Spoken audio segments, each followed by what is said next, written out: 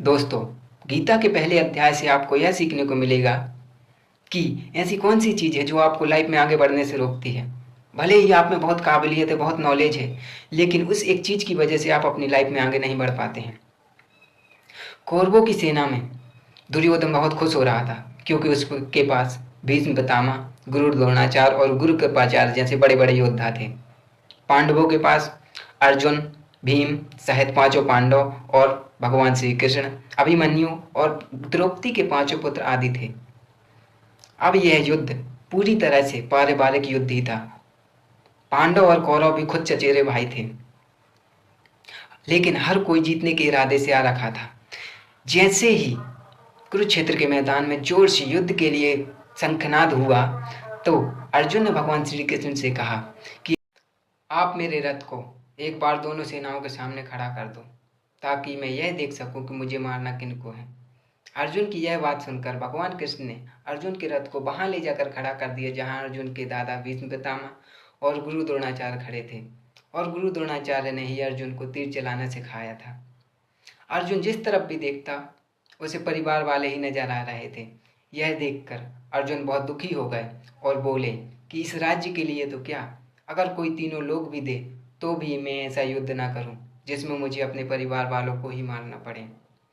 और अर्जुन दुखी होकर धनुष वहीं छोड़कर रथ में जाकर बैठ गए। गीता के पहले अध्याय से हमें यह सीखने को मिलता है कि वास्तविकता सोच से अलग होती है।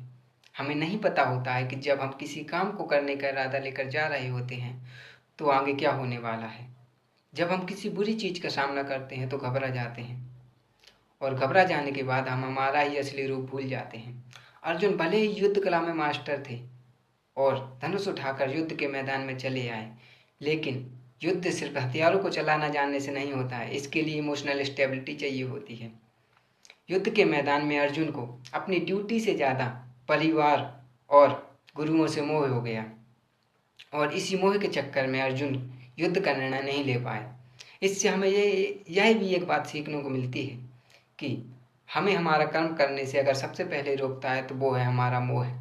और हम सुबह जल्दी उठ सकते हैं, लेकिन हमें नींद और आलस का मोह होता है।